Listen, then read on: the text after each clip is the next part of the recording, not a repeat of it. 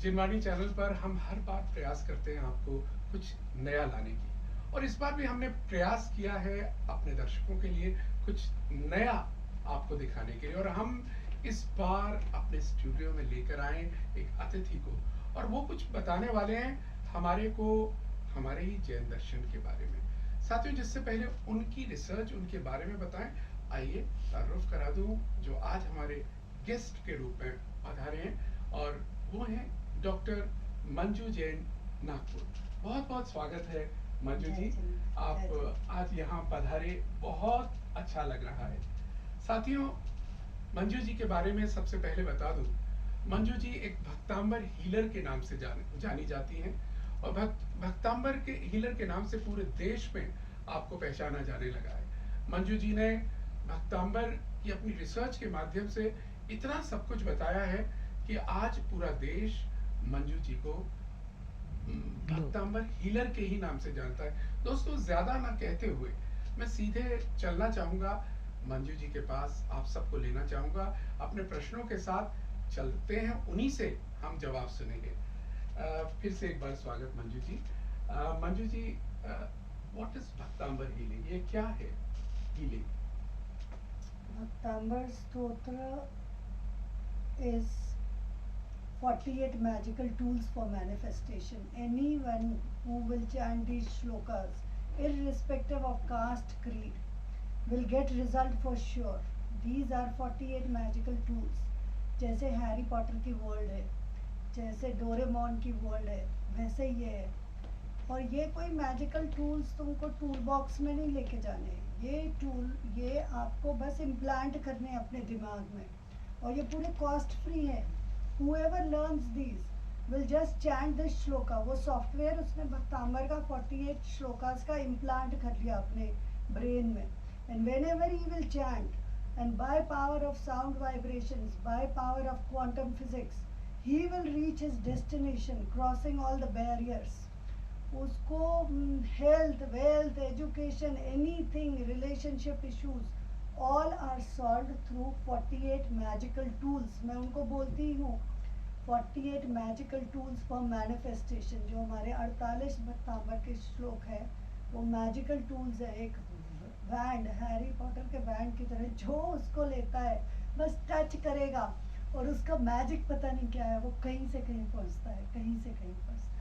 तो दर्शकों, आपने सुना यहाँ पर 48 मैजिकल टूल्स, यानी 48 ऐसे जादुई यहाँ पर कुछ टूल्स लेकर आई हैं।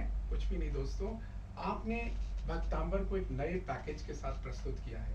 भक्तांबर को हमने बचपन से सुना होगा साथियों, लेकिन आज जब मंजू जी से मिलते हैं तब पता चलता है कि भक्तांबर को कितनी खूबसूरती से आपने प्रयोग किया है। इस प्रयोग का मंजू जी, मैं आपके पास फिर से आते हुए पूछना चाहूंगा, यह आइडिया आया कैसे आपको, यह भक्तांबर का प्रयोग 48 मैजिकल टूल्स? बस मेरी माता बचपन से ही कोई भी बीमार होता था, खास तौर से आपकी नगरी के क्षमा सागर महाराज जी जब बीमार थे तो उनके लिए 3 बार भक्तांबर पड़ती थी उनकी हेल्थ के लिए, बिना उनको बताए किसी भी संत महात्मा को। और घर में भी कोई भी बीमार हुआ, क्रिटिकली इल हुआ, मेरे कज़न का हुआ था, उनको एयरलिफ्ट करके बॉम्बे ले गए थे, तो मेरी माता वो पढ़ती थी।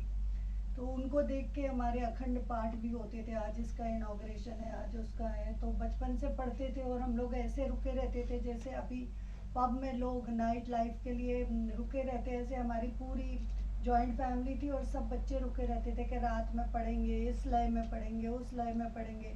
और जब मैं कॉन्वेंट में पढ़ती थी तब मैं मंदिर पढ़ती थी, जाती थी। हम लोग सॉक्स पहन के चले जाते थे मंदिर, फिर आके वापस आते थे। तो संडे को पढ़ती थी तो वहाँ बड़ी बड़ी लड़कियाँ आती थी जो बीए बीएससी कर रही थी, तो वो हमको टॉन्ट करती थी, तो जिस लय में तुम पढ़ रहे हो शाम तक तो तुम पढ़ ही लोगे भक्तांबर। तो हम लोग बहुत डीपली उसमें इनग्रॉस करके पढ़ते थे। और फिर क्या होता था कि हमारे जो जब अखंड पाठ के बाद जब हवन होता था और जो पंडित आते थे गाने बजाने के साथ, बड़ी धूम से हवन होता था अग्नि से, तो वो पंडित बताते थे कि इस श्लोक से सर्प को आप लांग सकते, इस जो श्लोक से शेर आपके कंट्रोल में हो जाएगा, तो इस श्लोक से अग्नि बुझ जाएगी। तो जो मेरे कजन्स थे वो सब पढ़े लिखे थे, बड़े बड़े डायरेक्टर्स, चार्टर्ड अकाउंटेंट, और वो तो वो हंसी मजाक उड़ाते थे उनका।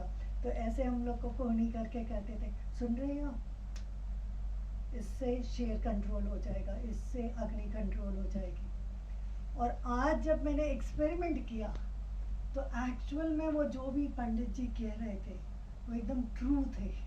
मैंने सर्प को देखा, श्लोक पढ़ा, तो वो सर्प अपने आप ऐसी जगह चला गया जहाँ इतनी स्पेस भी नहीं थी कि वो जा सके।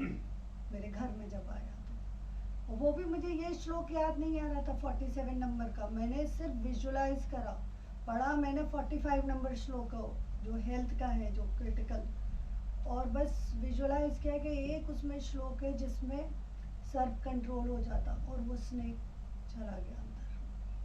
ऐसे सुना आपने दर्शकों, बेहतरीन चीज आपने करके दिखाई है। कभी कभी लगता है साथियों कि हम जानते तो बहुत कुछ है लेकिन मानते नहीं है, और मंजू जी ने जस्ट ऑपोजिट किया, जानने के साथ मानने का भी काम किया।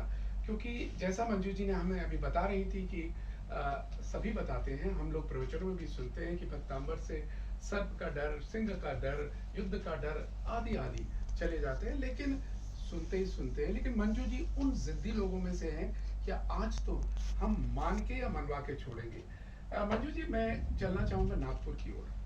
आपका जन्म तो सागर में हुआ जी इसके बाद विवाह आपका नागपुर हुआ, जी और नागपुर में सोशल सर्कल में रहते हुए आपकी मुलाकात कई लोगों से हुई। एक बड़ा इंपॉर्टेंट टास्क आपने शुरू किया, मैं पढ़ रहा था, इंटीग्रेटेड हीलिंग फोरम नागपुर। ये चीज क्या थी? What was that? ये जब मैंने भक्तांबर स्टार्ट किया तो अपने आप जो मेरा पुत्र चैतन्य, उसके स्कूल में मैं गई, तो जो प्रिंसिपल थे जैन इंटरनेशनल स्कूल के, तो उनके पीछे एक फ़ोटो लगी थी दलाई लामा के साथ। तो मैंने ऐसे ही सर से पूछा कि सर आप ये क्या है? तो बोले कि मेरी पीएचडी इंटीग्रेटेड हीलिंग फोरम पे है, अरविंदो की फिलॉसफी पे। तो मैंने उनसे ऐसे कहा, सर मेरा एक मेडिटेशन सेंटर है, उसमें भक्तांबर के 48 श्लोकास हैं, गोल्ड, प्योर गोल्ड में बना है, मेडिटेशन सेंटर है, पिरामिड है, तो आप आके विजिट करिए। तो वो सर यहीं आगरा के आपके प्रिल्यूड पब्लिक स्कूल में प्रिंसिपल भी थे। तो उन्होंने आके, उनको कोई गैजेट तो नहीं थे पर उनको ऑरा स्कैन करना आता था, और उन्होंने सिर्फ मेरा एक यंत्र था यहाँ के फिरोजाबाद के, वो निर्मल जी का बनाया हुआ, तो बस उन्होंने ऐसे स्कैन किया वो 45 नंबर श्लोक ऐसे, और उसकी फील्ड देखी, और नेक्स्ट डे उन्होंने अपने इंटीग्रेटेड हीलिंग फोरम के वहाँ बुलाया। तो वहाँ ऑलरेडी मेरा एक चेम्बर बना हुआ था और लिखा हुआ था doctor Manju Jain spiritual healer. और उन्होंने बस मुझे 2 कैंसर पेशेंट दिए कि मैडम अगर 2 में से एक भी ठीक हो गया तो हम आपका ये पूरा वर्ल्ड में लेके चलेंगे। तो वो उन पेशेंट के साथ मैं बात करती थी और उनके साथ मंत्र पढ़ती थी। एक चाय वाला था सामने ही, वहाँ जहाँ इंस्टीट्यूट का, और एक और था। तो वो चाय वाले के साथ पढ़ते पढ़ते 18वें दिन, वो तो मन में पढ़ता था, उसकी वाइफ पढ़ती थी, और वो सब नॉन जैन थे। 18वें दिन उसकी ऐसे आवाज़ आई, तो मैंने कहा कि भैया आपकी तो आवाज़ आ गई। तो बोले यस। तो मैंने उनको तुरंत कार में बिठाया और मैं ऑन्कोलॉजिस्ट के पास ले गई, और वो ऑन्कोलॉजिस्ट ने एंडोस्कोपी करी, अंदर का चावल भी दिखाया, और उन्होंने कहा कि नो रेसिड्यूअल कैंसर, और उन्होंने बोला कि इनके जो गले के पूरे नोड्यूल्स डिसॉल्व। मनोज जी आपकी भी आवाज वापस आई। बिल्कुल बिल्कुल बिल्कुल बिल्कुल, मैं बताऊंगा अपने दर्शकों को, साथियों को, आई विल बी शेयरिंग, और हम कुछ और लोगों से भी मिलवाएंगे जिनके बारे में आप बताना चाह रही हैं, उनसे भी मिलवाएंगे। लेकिन आपने मुझे रोंगटे खड़े करा दिए हैं ये जान के। दोस्तों, वही भक्तांबर जिसको हम रोज पढ़ते हैं, साथियों, वही भक्तांबर जिसका पाठ सुबह दोपहर शाम हम मंदिरों में करते हैं, मंजू जी ने उसको सही रूप से लाई, और जब दूसरे लोगों के बीच में लेकर गई और मरती हुई जिंदगी को जीवन दिया, तब लोगों की आंखें चौंकी। मंजू जी, हमने सुना आपने इसके ऊपर सबसे पहले 45th श्लोक के ऊपर पीएचडी भी की। जी। ये आइडिया पीएचडी का कैसे आया आपको? मैंने कोई पीएचडी नहीं करी थी, मतलब जी। पीएचडी करने के उससे नहीं करी थी, जी। मैं बस रिसर्च कर रही थी।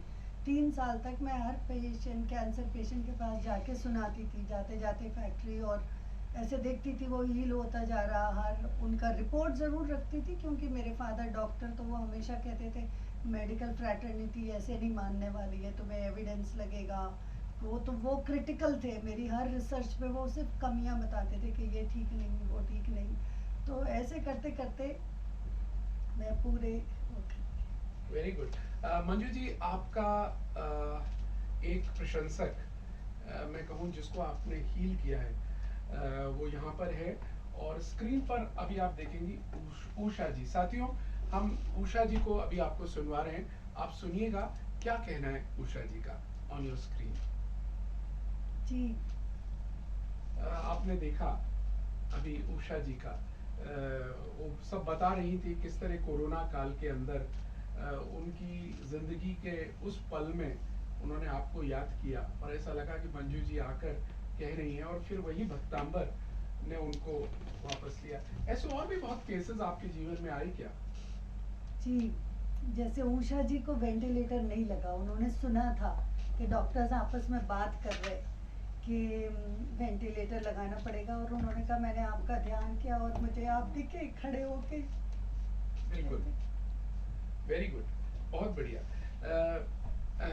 दोस्तों, यहाँ पर हम बहुत सीरियस बात डिस्कस कर रहे हैं। आज पूरे देश देख रहा है डॉक्टर मंजू जैन जी को, जो जिन्होंने भक्तांबर हीलिंग, जैना वे ऑफ हीलिंग के नाम से आज प्रसिद्ध कर दिया है। साथियों, ये एक ऐसी आर्ट बनकर आई है, जो लोग नहीं मानते थे कि हमारे भक्तांबर में इतनी पावर है, आज सबको माननी पड़ रही है।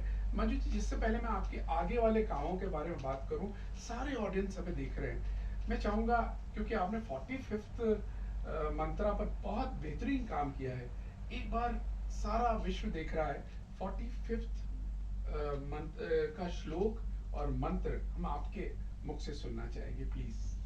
और हमारे दर्शक लोग, आप भी पूरे घर को तैयार कर लीजिएगा, सबको सामने बिठा दीजिएगा, क्योंकि ये जब अपने अंदर से बोलती हैं तो उसकी तरंगे सब तक पहुंचिए। आइएगा मंजू जी।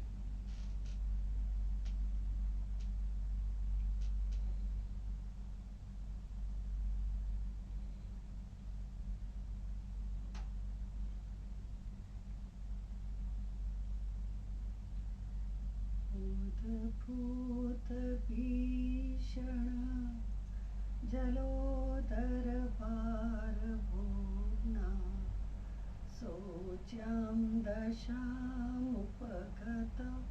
श्युत जीविताशा, त्वदपाद पंकज रजोमृत देग्ध देहा, मर्त्यावन्ति मकर ध्वज तुल्य रूपा। ओम नमो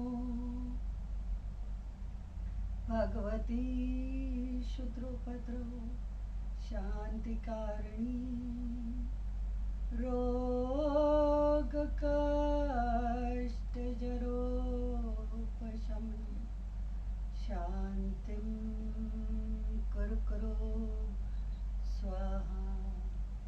ओम ह्रीं भगवते भय भीषणहराय नमः।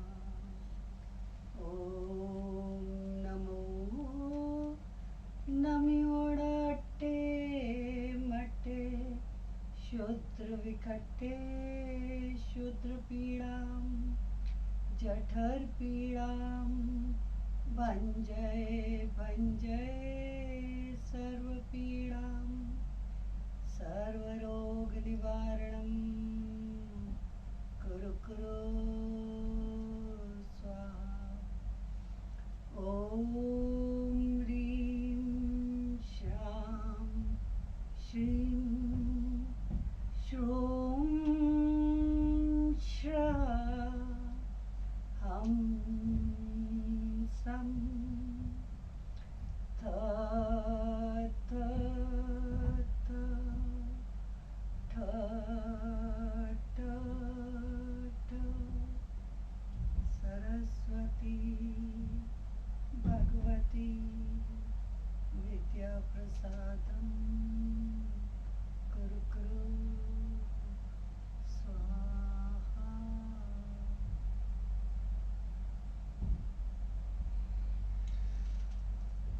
वाकई एकदम एक प्रभाव पड़ता है साथियों, और मुझे लग रहा है आप सबको भी उसका प्रभाव हो रहा होगा। मुझे तो यहाँ स्टूडियो में बैठकर ही बड़ा आनंद आ रहा है। मंजू जी, थोड़ा सा इन्हीं श्लोकों में चलेंगे, जिससे पहले और कुछ पूछें आपसे। आजकल लोग बच्चों के लिए बहुत ज़्यादा कॉन्शियस हैं, स्पेशली उनकी एजुकेशन के लिए और उनके डिप्रेशंस के लिए। क्या हम मुक्तांबर से उसका भी इलाज कुछ कर सकते हैं? और आपने कुछ कराया या किया इस पर? हाँ, हमारे एक अनीता अगरकर हैं, उन्होंने पीएचडी किया 6 श्लोकों पे। अभी भक्तांबर पे 26 पीएचडी हो गई, 26 श्लोकों पे पीएचडी हो गया है। और एक श्लोक पे